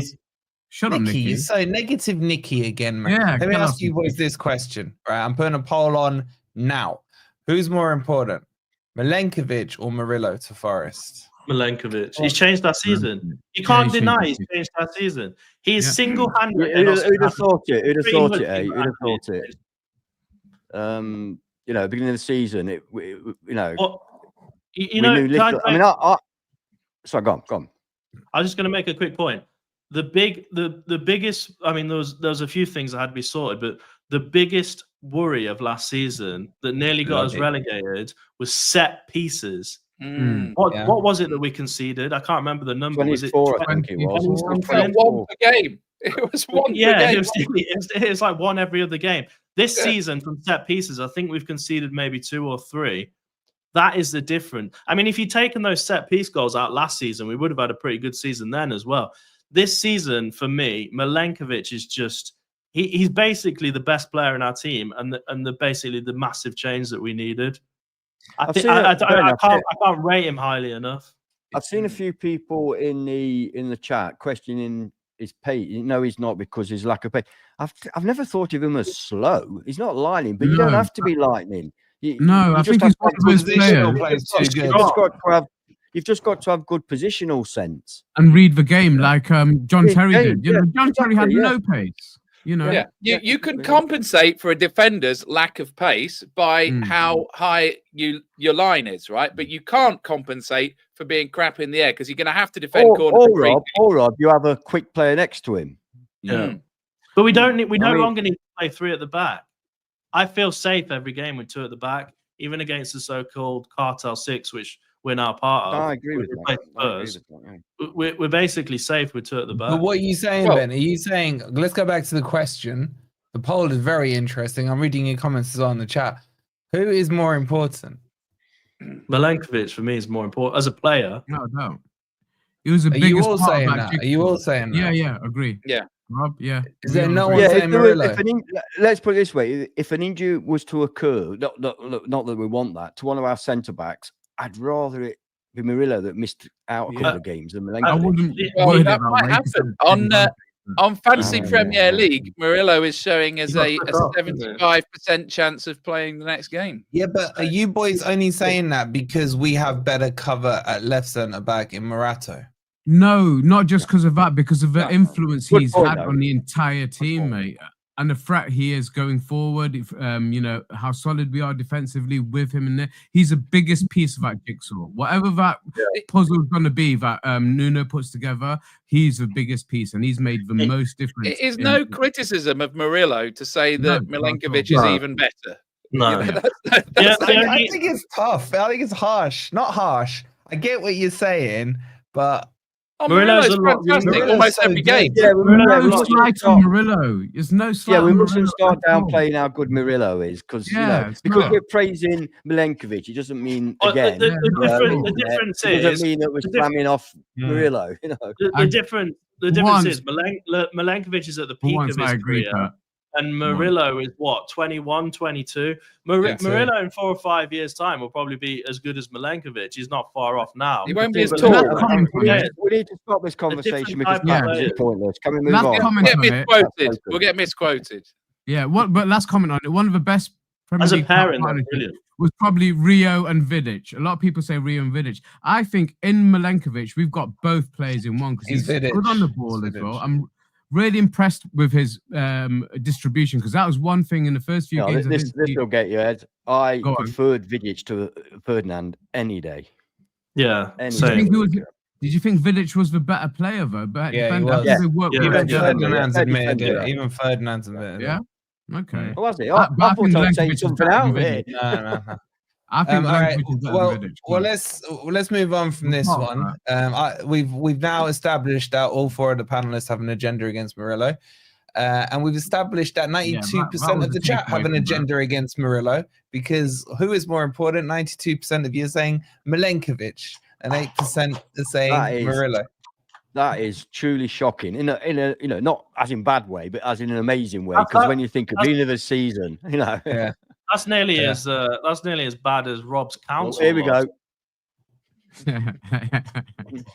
I didn't hear it. I was reading this tumbleweed comment. You don't need to hear Stupid it. effing conversation. Both are top and each compliment each other. You knobheads. Well, Thank you for that. Okay, so does that mean? I agree with every sentiment. Does that mean when people have the Messi Ronaldo debate, they're all stupid for having that debate? Well, yeah, they are. Ronaldo, but Ronaldo's clearly better, so that is a stupid. Yeah, anyway, we're not going to do that one.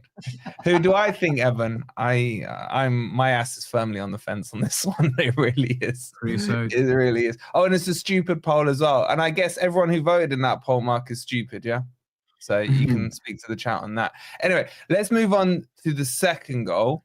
It's Elanga. You got some super chats, what the goal. Huh? You got some super chats. Oh, we got some super chats. That's well pointed out. Did you just swear when you read that message out? Huh? Did you swear when you read that message? When you said that? It was in the I'm message. not part of the panel. Poll. I'm not part of the panel. Everything quotes. I was just quoting what was there. Yeah. And Starting with the £5, he says, "Great win again yesterday. Amazing scenes in the crowd. By the way, do you think Southampton will go for Cooper? Maybe in the Championship, mate. I mean, that's where he belongs." They'll be fighting with Wolves. Yeah. Well, apparently Cooper's second favourite for the Wolves job, and Desmond Peake's not happy about I've got the Wolves job. I'm the next manager.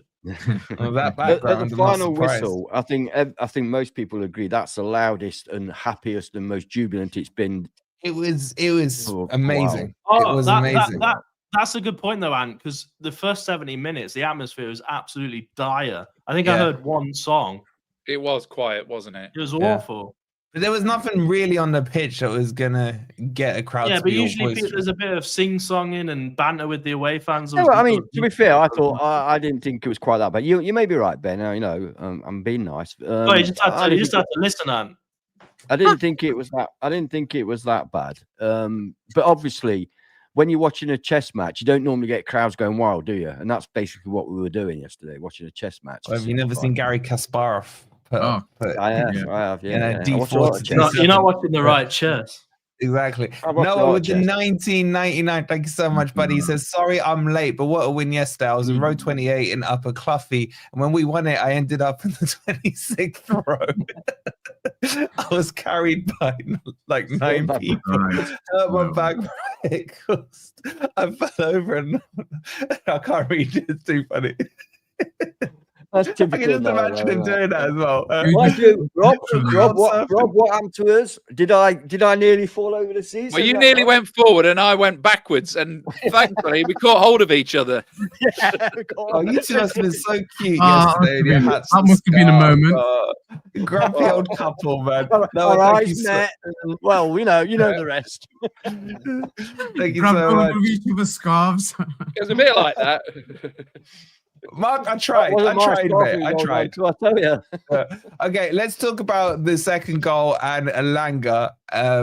He, for me, should have. I wanted him on at halftime, to be honest, bring balance to that right-hand side. But that was his best performance as Newcastle away from me, boys. You know why? He went outside to the byline. Oh, it was lovely to see. It was lovely. That's all he has to do. All he has to do. But you guys speak on it. Go on, Rob. You got your finger up. What's up? Right, I'll be quick. I just want to say how happy I was for Elanga yesterday, because with he hasn't been very good this season and he knows it. But yesterday he was absolutely the man. Once he came on, everything he did was good. every time he touched the ball, he progressed it and he got everybody else going. And I'm delighted. You know, sometimes we get accused of having an agenda against a player, but we can only base it on what we've seen, right? And I want to see more of him now. I want to see him in the next game because I actually felt a bit sad when I saw his celebration because he wasn't going wild. He was kind of looking like almost relieved that he'd scored. You know what I mean? Because I think, and I like the interview he did afterwards as well. He speaks really well. He speaks really well to the camera, and he said, "Look, I am my own." So do you, Rob. So do you.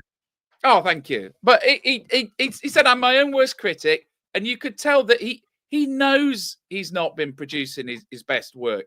So I'm really happy for him, and I hope we get to see more of that and more of him now because I like him as a player, and we've seen what he can do. Well, that's a bit reactionary, isn't it? You've changed your whole tune after like half a season. Him start. We've seen how he's worked as an impact sub yesterday, and that I still think is his best role at times. You know, unless you're going to play him on the left-hand side and give Hudson-Odoi a rest, because other than that, I think a super sub is his. As Evan said in the chat, super sub is his role. But yeah, he was relieved, and you can clearly tell that it's been playing on him. But last time he scored, he had a run of games, didn't he? So let's hope. And it was around this Christmas period, wasn't it? Around the Newcastle game and all that. So let's hope he hits another streak and run of like 5 or 6 games where he's getting goals and getting assists. But yeah, yesterday he put a few demons to rest for himself. So let's hope that confidence. Did he start for you, Ez? Are you doing a recency bias thing with Rob here? It's not recency bias. It's letting players who clearly know that they're not performing, because he's never said that. Like Rob said, his interview yesterday was very honest and open, and he didn't need to say that, you know. But you could also see it in the celebration. So I think that's taken hopefully a big weight off his shoulders, because players do play with pressure, and we don't always see what goes on behind the scenes. So hopefully that's taken some pressure off. Answer the question. And we can see the best from him. What was the question again? Sorry. Would you start him against Brentford? Away from home, Brentford, probably not, because I think they're one of the best teams away from home. I think I'd look at similar tactics as we did yesterday, and that's what I thought we'll talk about, how we're playing away from home and at home, and is our game suited to away from home? But yeah, I set up how we did yesterday, to be honest. I think yesterday he did the opposite. I think he proved that he's better as a super sub. Yeah, that's what I mean. I think he did the complete opposite to what you lot are saying. He doesn't need to. Don't say you lot. Don't say you lot. Well, you lot apart from Ant, because I know Ant's going to have, well, Ant just loves Elanga anyway.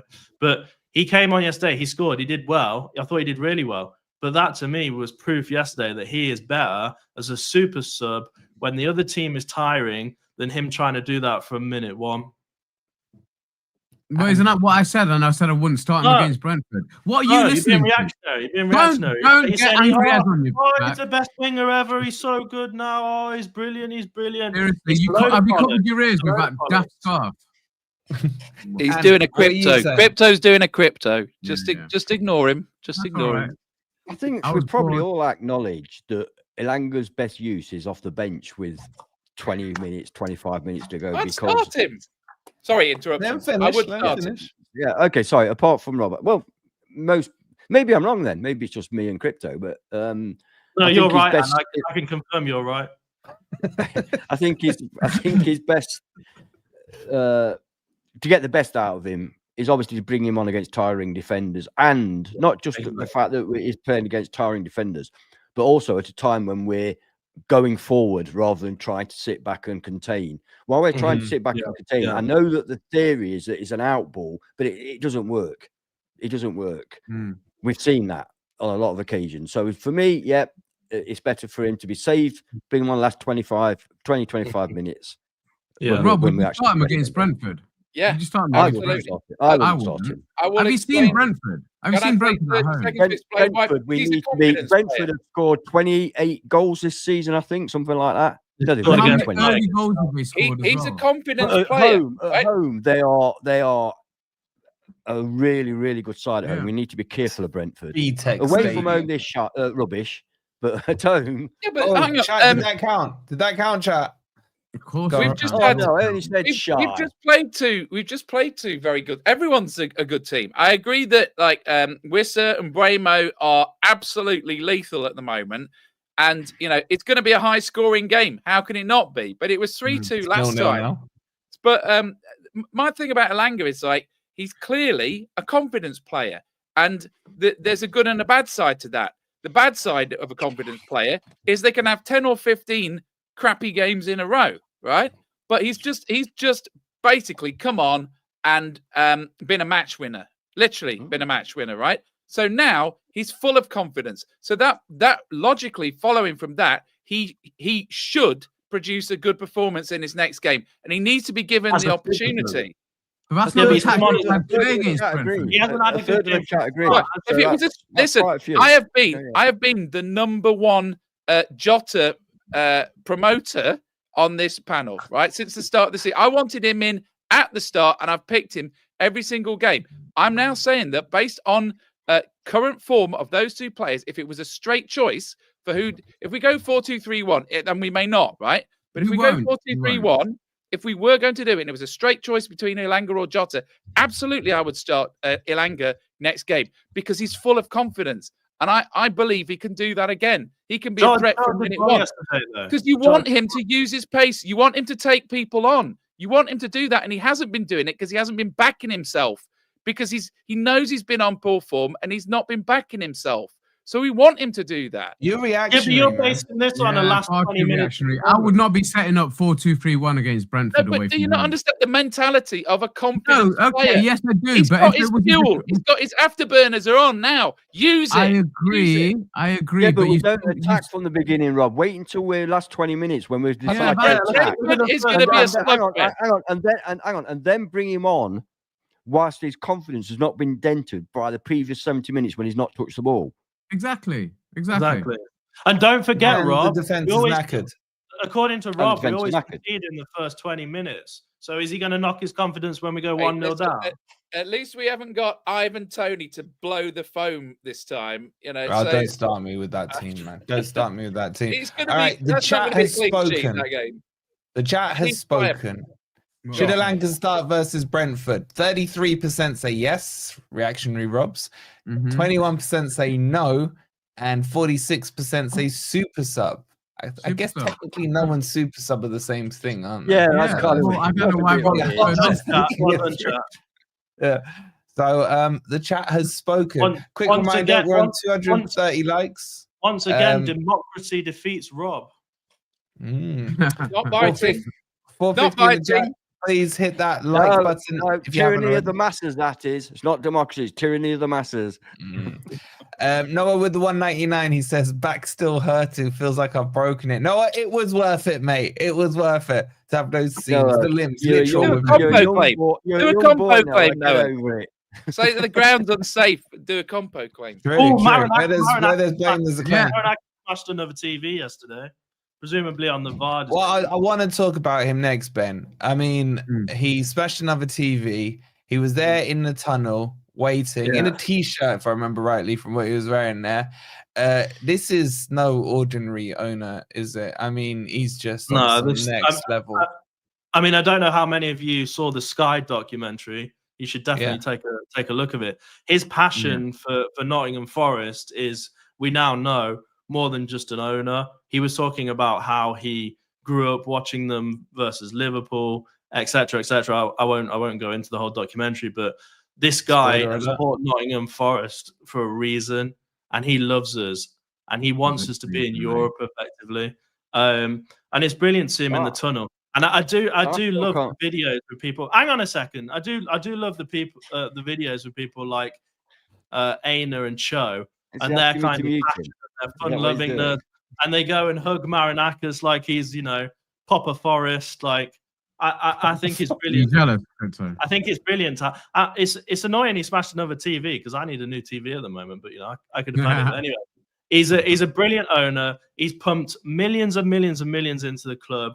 He wants to expand the stadium. So despite what Carlos said a few months ago, Marinakis is the man for us, and he is going to take us fourth, I believe, to Europe. That won't be clipped, unfortunately. That won't be clipped, unfortunately. I agree with every word of it, but it won't be clipped. I have to. Yeah, I need Carlos will say it would be clipped.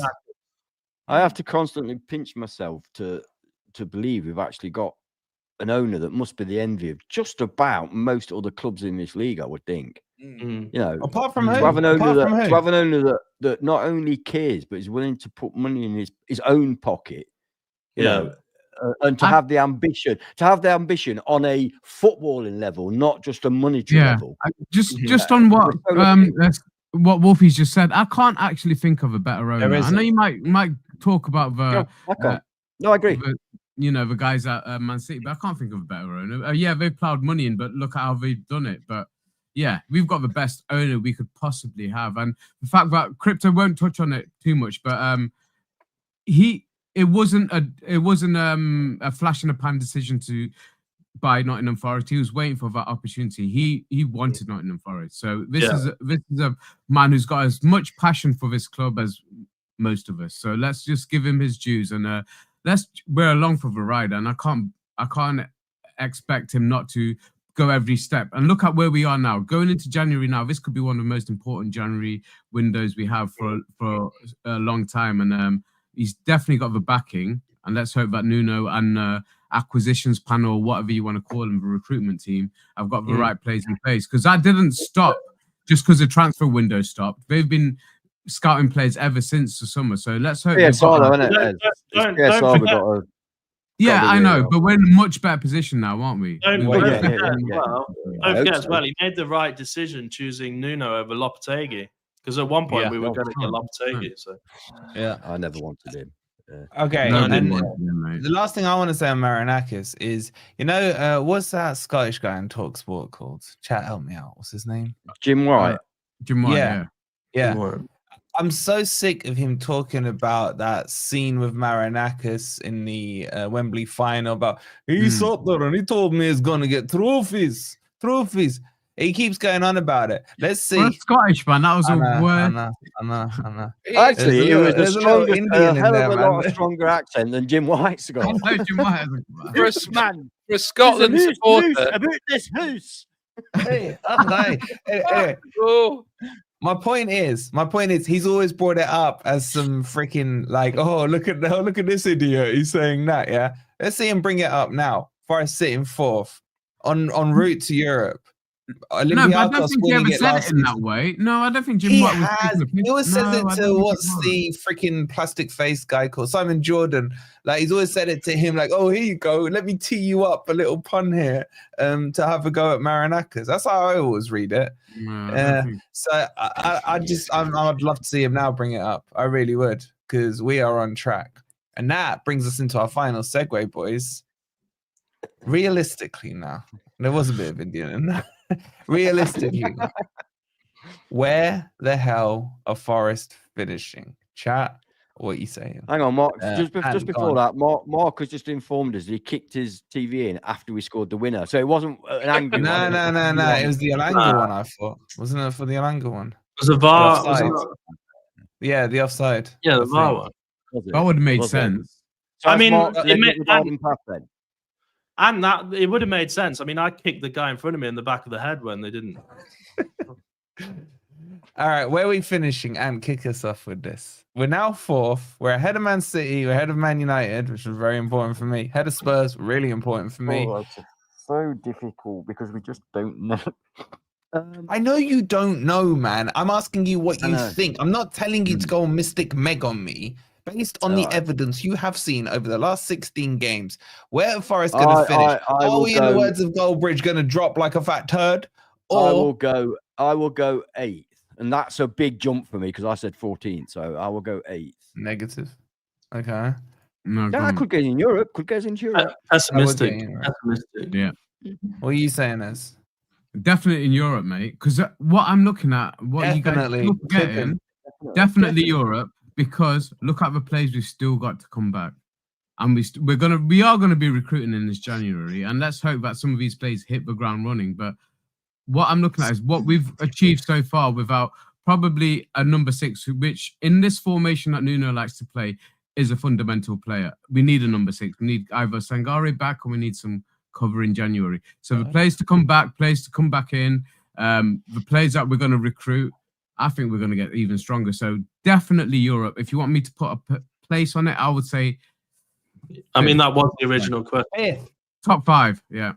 Top 5. Yeah. Okay. Hang on. Champions Top League. 5. You mean 1st or 5th? Because No, I mean top 5. Somewhere in the top 5. Yeah, but that's not giving a position, is it? Yes, it is. Top 5 is not. position.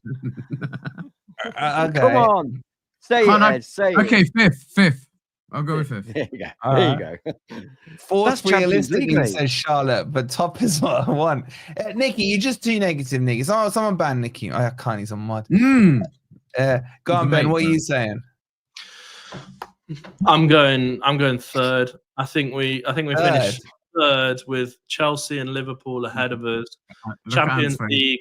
We win the Champions League next year. Wood retires the year after, and we replace him with Mbappe. That's my prediction. Oh, no. He's shit. He's not shit. He's not shit. I can't believe that's what we caught you out. I can't believe that's what you made you swear. Anyway, I have a question for Crypto. You didn't say that like you really meant it. What is your real prediction? 3rd. Really? Yeah. You sticking by that? Right. Don't forget, Rob. He's got an IQ of 12. Yeah. You don't actually, need my IQ is actually 118. Who told you that? Right. No. You ran 1.8 to ask him what your IQ was. Of intelligence. But anyway. Right. Maybe it's 1.18. Shall I answer? Go on, Rob. 1.8. I think we're going to finish 4th, and I'll tell you why. Do you really believe that, Rob? Yes, I do. I believe it, right? Because every time I start to doubt this team, they prove me wrong, right? And look, we came 3rd in 1994-95, if I remember right. Is that the right year? Correct. Yeah. Look, Adam's we were in a title race at one point. We were in a title race. Frank Roy, Lars Bohemian. I'll qualify this a bit more, right? I'll tell you why. I'm looking at the people below. Are we going to finish below Bournemouth? Are we going to finish below Fulham? Are we going to finish below Brighton? Are we going to finish below Spurs? No. Well, Man U. Right? Say Man U. No, F them. We're not going to finish below Man U, right? Yeah. So the only team I can see potentially displacing us from 4th position is Manchester City. But let me tell you, they are past it and they won't change manager. They will not change manager. They will not change course, right? They will continue losing because they're too... they won't change a manager. And even if they did change a manager, it wouldn't mean that the players are not past it, right? So I do not think that they turned it around against us and they had a 1-game revival, right? Yeah. So we've got to hold our nerve. We've got to hold our nerve. About that. We've got to believe that we can do it. We've got to believe that we can do it, right? Yeah. And I think we're going to have a good January window. And that's going to be key. If we have a good January window, we've got to remember, look at the teams at the top of the table. We've got all of them at home. Liverpool at home, Chelsea at home, Arsenal at home, Manchester City at home. We've got the away games done and we won some of them, right? Rob, our away record is as good as our home record. We have to now start believing that we can do this, right? Because after the Man City game and after the Arsenal game, I was really peed off because I thought that we were, we'd shown our limitations, but the team has proved me wrong, right? So I'm not going to doubt them again. And I think that we can finish 4th, and that should be our goal now. And if we set our goal of finishing 4th and we come 6th, that's not a disaster. That's a good season. But it is. It's not achieving your goals. We should allow ourselves to believe that we can finish 4th and we can get Champions League football. Why not? Villa did it last year. We are this season's Villa, and we have got a stronger squad than Villa. Villa's squad is weaker than it was last year. All right, Rob, you made your point. We've just beaten them. Brilliant. Rob, you get confusion over the chat. Him off for? Well, this He's is showing him off. interesting. This is interesting. Andy says, I'll give you some stats, and because you love them. Past 2 seasons, 4th place finish on average 62 points, and we're on course to do higher than that now. I think I'm telling you, third is what? Another stat I saw. Are we only 4 points off what we finished with last season. Is that correct? Yeah. 32. Right. Well, technically, after the points deduction. No, six, aren't we? We've got 28 and we finished on 34. No, it was 32. Was it 32? No, it was 32. 32 was the lowest. 32 plus 4 for the point deduction, so it would have been 36. Yeah, we finished on 32. Either way, it's an incredible stat. That's incredible. It is, right. Well, and the turnaround this time last year, as I said in this morning's video, was Cooper's last game, and we were on 14 points. Yeah. We're now on 28. We've doubled what we did last year. It's ridiculous. I just got to catch up a couple of super chats from the legend Sharky with the £5. Says, effing Pillix, love you guys. Love you too, Sharky. Thank you so much for the £5, bud. And Chris as well with the £2. He says, too early. We could have been 10th this weekend. But we're not. But we're not, Chris. I've been waiting to say that line all weekend. You need another O on that. Half empty, isn't it? I was going to ask one more question, but I think the chat will kill me. As I say, are we in a title race? You know what? We can park it, but Liverpool haven't had their sticky Sorry, are we in a top yet. 4 race? Are we in a top 4 or not? Yeah, 100%. Yeah, 100%. Yeah? No, I think the correct answer is yes, we're in a title race until we're not. That's what I keep saying on all those channels that try and get me. I might not believe it, but that's the way to say it. You gotta believe. You gotta believe, or it won't happen. Robbie style. Believe. Marinakis believes. I believe. Wolfie believes. These three idiots don't. Just don't say that we've got bigger things to fry. As long as we don't say that, we'll be all right. Fish. That's the point. That's the point. Look, seriously, that's the point. FA Cup, the way we're playing, Carlos decent draws, FA Cup. Yeah, but it'll change the team, won't it? Could be. Bloody hell, and 2 weeks ago you thought we couldn't even beat Southampton. Now you're like FA Cup, top 4. Bloody hell, flip-flopper, I think man. words have been put into my mouth again here. I think words have been put into my mouth. Flip-flopping. All right, I think, well, we've got loads more we can cover off, but time is against us. So we are going to wrap it up there. I think we've all got work in the morning. I'm going to send you over to go on a swearing bout immediately after this. So, oh my God, we're screwed backstage. Quick reminder, do hit that like button. Make sure you subscribed if you're new. On the stream, we hit 21,900. We are 100 now away from 22K. So thank you to everyone. Can we do a Twitter shout out as well? Go on then, do your Twitter shout out. Right. Twitter or X or whatever the hell it's called. There's a new Forest fan channel on there, or Twitter, or whatever the fuck it's called. FFT. I'm going to have him to promote YouTube FFTV. YouTube FFTV. And my new one is, because I got banned as well, Chris Wood #1 with an A instead of ER. Why didn't you just put it in the chat? #1. I did put it in the chat. We'll put it in the chat again. Put it in again. And I'll start it. Yeah, but the stream mine is FFTV_Forest_Ant. Okay, you're gonna give me a bank account. No one cares about yours, man. Shut up. Nobody, listen, don't even look for me on Twitter. YouTube FFTV, Chris Wood #1. I can't remember what Ant's is called. I'll never respond to you on Twitter. FFTV_Forest_Ant. Anyway, okay. Tomorrow, people are actually following. My thing's gone. No, follow. Hit the follow, people. Anyway, tomorrow, because you guys got that 660 likes on earlier's video, I will be doing a Rivals React one on the Villa fans. I was going to put my new fans in, but freaking one, man. There'll be a few in there for you guys to enjoy as I get toxic. That's true. And never gets banned. Yeah. He just gets clipped. He just gets clipped. Yeah. I don't know how he survived that one. We'll see you tomorrow on my Rivals React. And I've got some funny clips for you, so you're not going to want to miss it. I'm going to send you boys over to our mates at Never a Foul. Let's see if Daps is crying over Man City. Hit that like button. Make sure you're subscribed, and we will see you tomorrow. Come on, you Reds. You Reds.